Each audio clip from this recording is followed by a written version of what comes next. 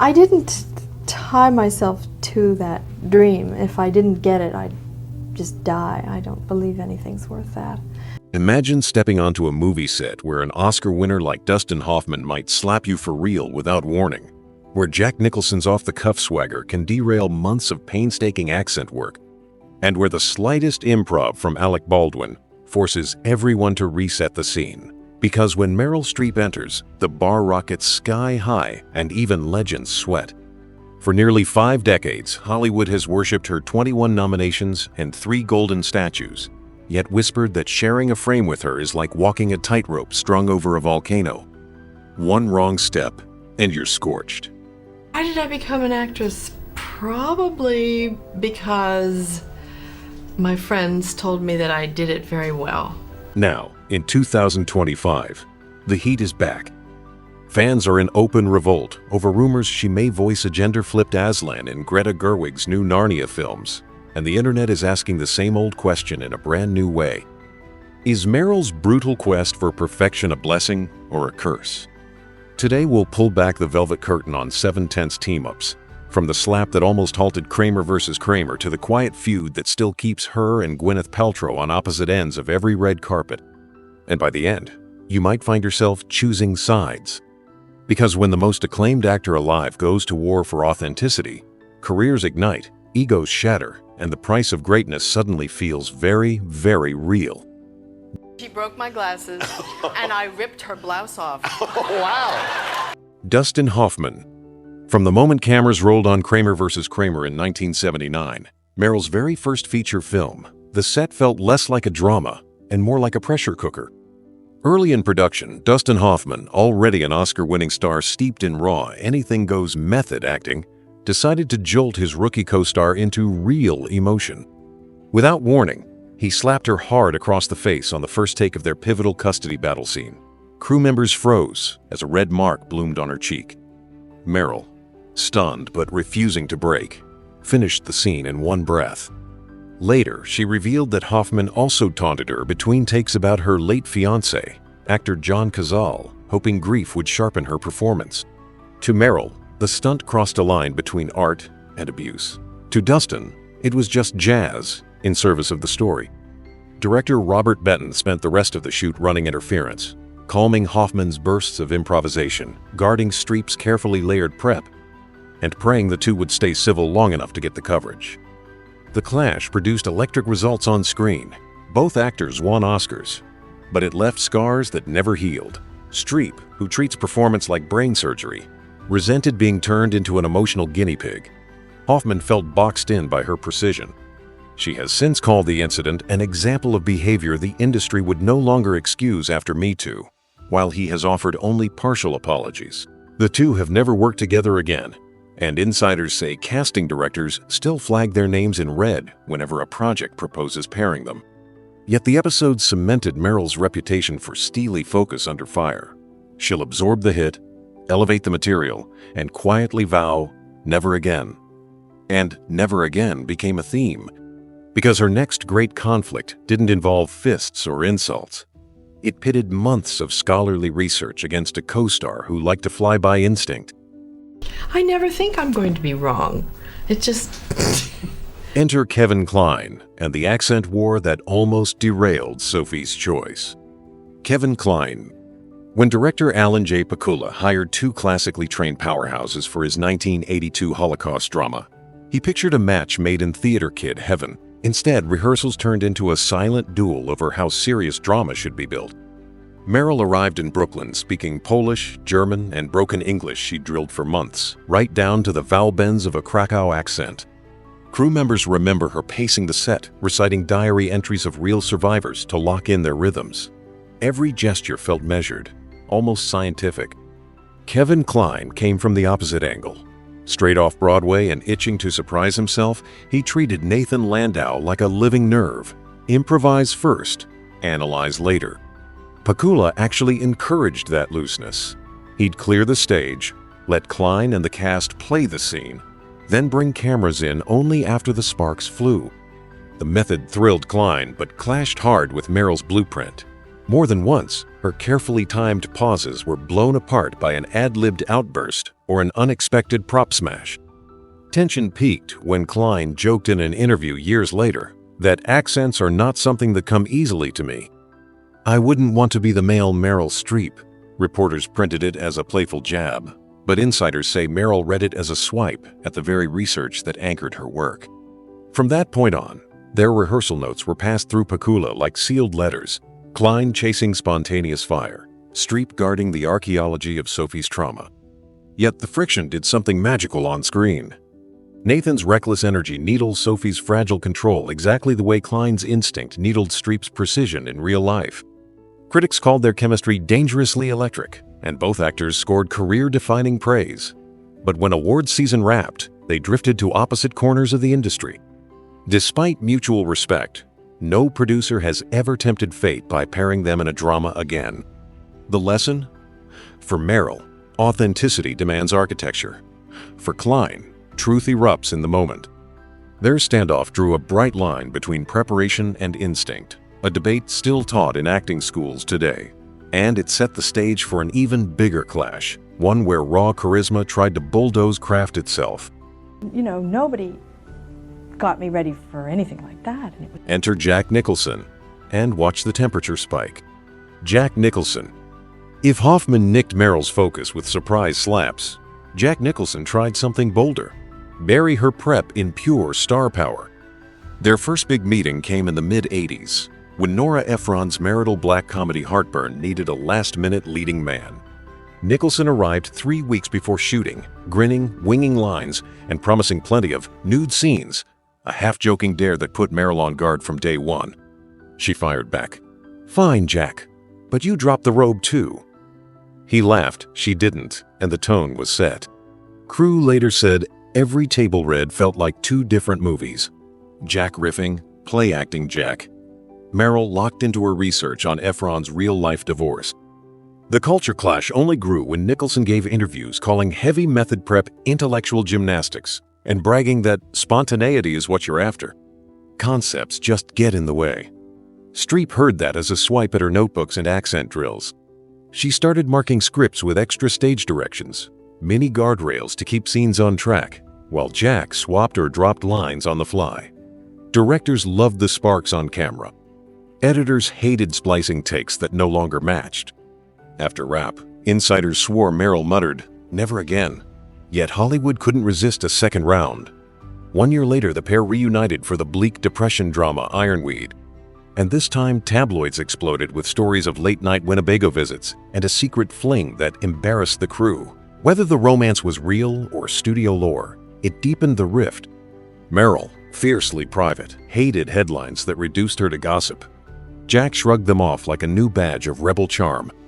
Since then, producers tread carefully. Any project that pairs their names still triggers a silent vibe check. Will Jack play Jack, or will he meet Streep halfway? Most drop the idea. When press floats Dreamcast lists, Meryl praises collaborators who disappear into character, a compliment conspicuously absent from her remarks on Nicholson. He, in turn, jokes that if you want real acting theory, ask him after dark, another wink at the very rigor she holds sacred. Their uneasy truce proves a simple rule. Genius plus genius doesn't guarantee harmony, especially when one actor is a scalpel and the other a live wire. And if Jack's wild card swagger tested Meryl's patience, the next co-star blew past the script entirely. Ad-lib king Alec Baldwin, whose comedy instincts forced Streep to fight for every beat. Alec Baldwin. When director Nancy Meyers phoned in 2008, she pictured playful sparks between two pros. Her new rom-com, It's Complicated, needed an ex-husband with swagger, and Alec Baldwin came ready to riff. On day one, he burst onto the Santa Barbara kitchen set, cracking jokes, swapping props, and promising to keep every take fresh. Meryl, 9 years his senior, nodded politely, then opened a leather notebook color, coated with beat-by-beat emotional cues. Baldwin later joked that casting an older woman opposite a younger man finally balanced Hollywood karma.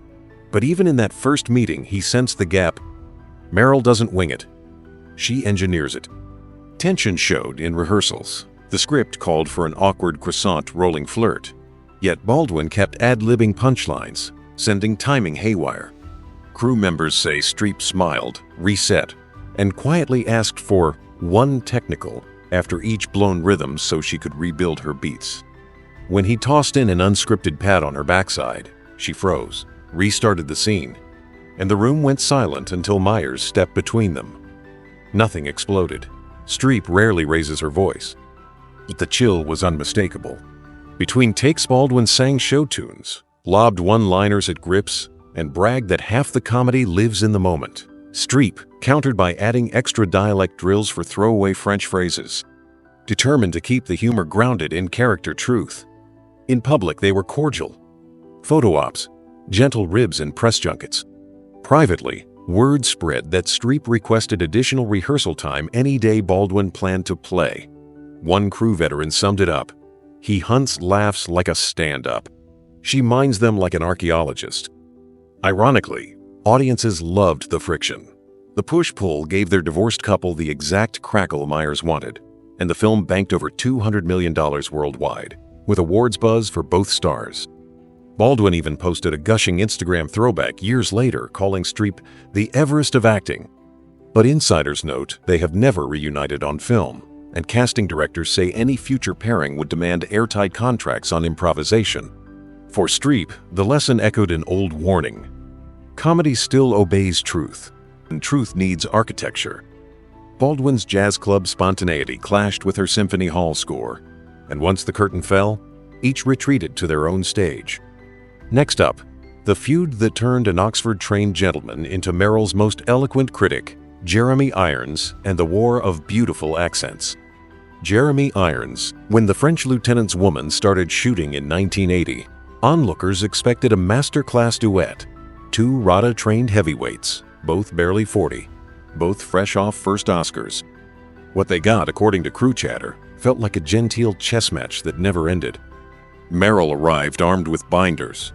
She'd spent weeks in Dorset villages recording local fishermen so she could layer a perfect 1860s Lyme Regis lilt under her Victorian diction. Dialect coach Penny Dyer later called it audio archaeology.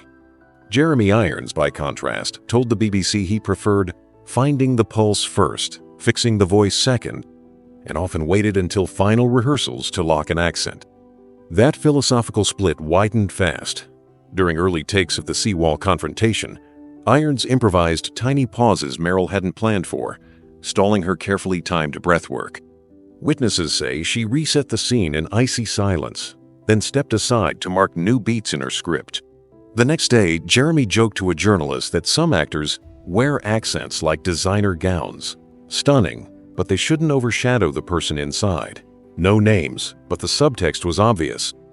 From then on, rehearsal notes were filtered through director Carell Rice. Irons pushed for looser blocking. Streep argued that historical melodrama demands architectural precision.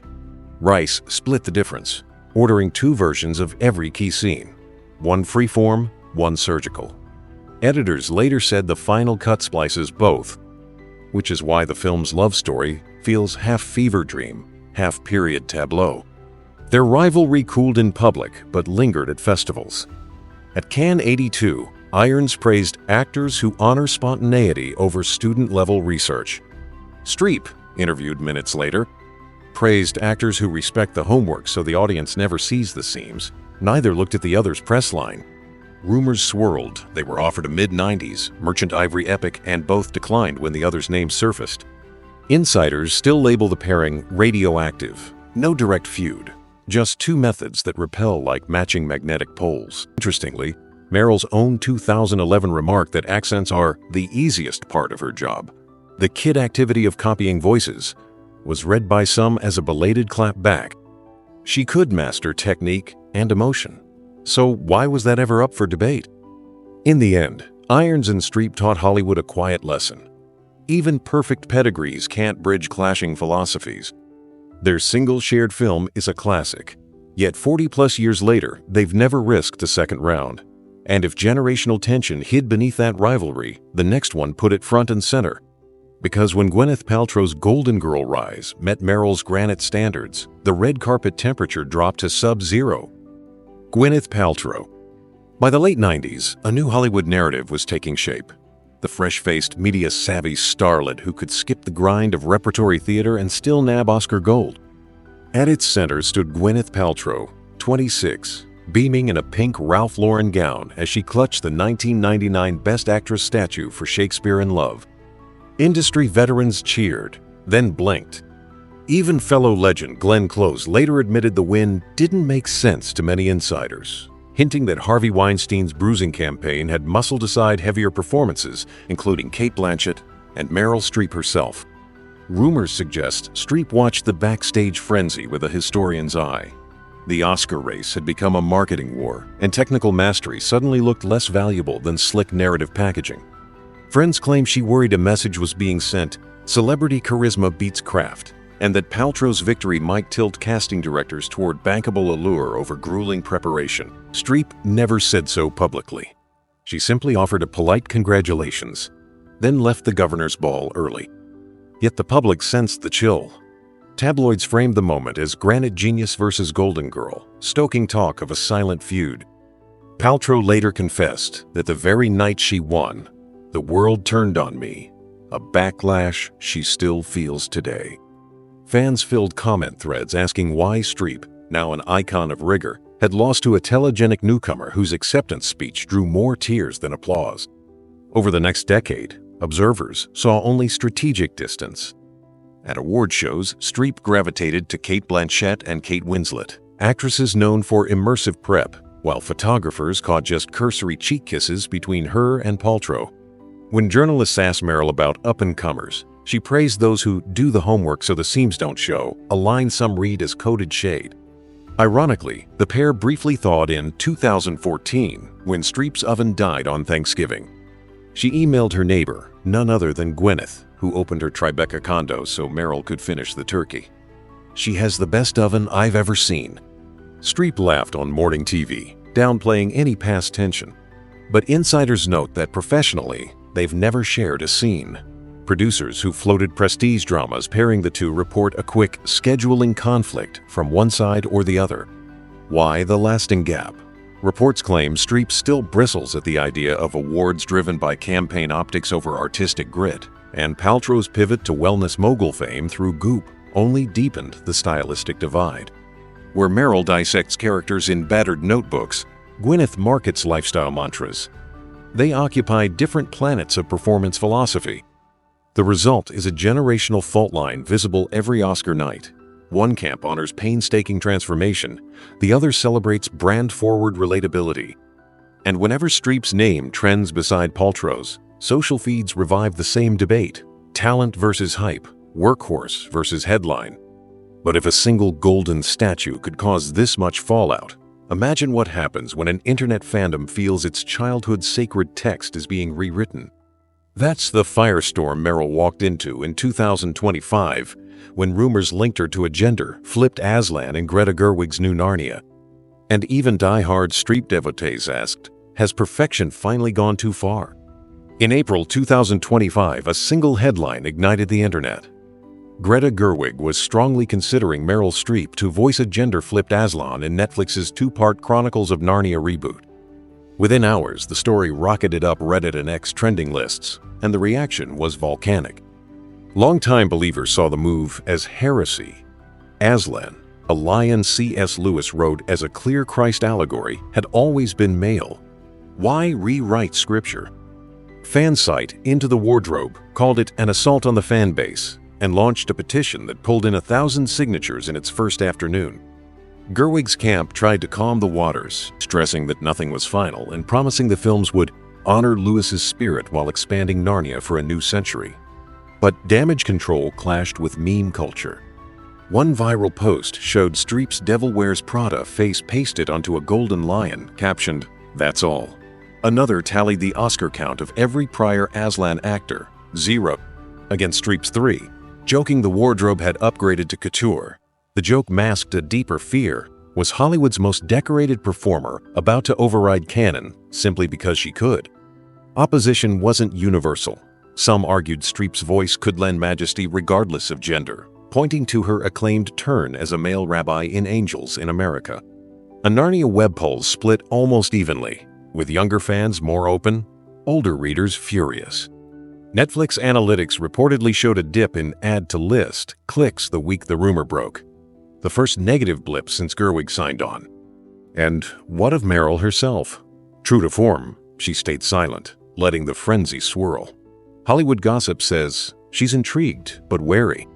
The role would mean months in a vocal booth, not the immersive on-set process she loves. Yet insiders note she's never voiced an iconic franchise lead. Aslan would complete a resume already stuffed with queens, witches, and rock stars. The allure is obvious, the backlash louder each week. Even Liam Neeson, who roared the lion in the 2000s trilogy, diplomatically told the Irish Times he'd be honored to pass the torch or keep it. Fans parsed every syllable like prophecy.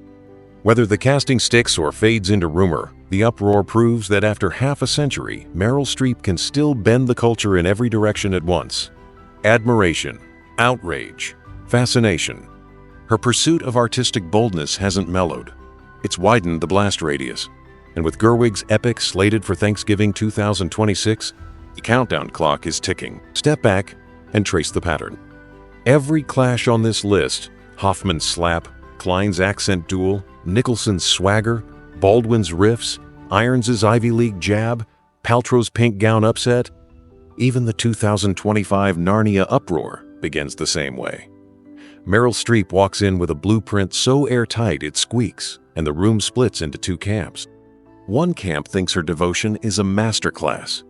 The other feels cornered, exposed, even threatened. The result is a chain reaction that can elevate a movie to awards glory and leave scorched friendships in the credits. Why does it keep happening? Because Streep never coasts.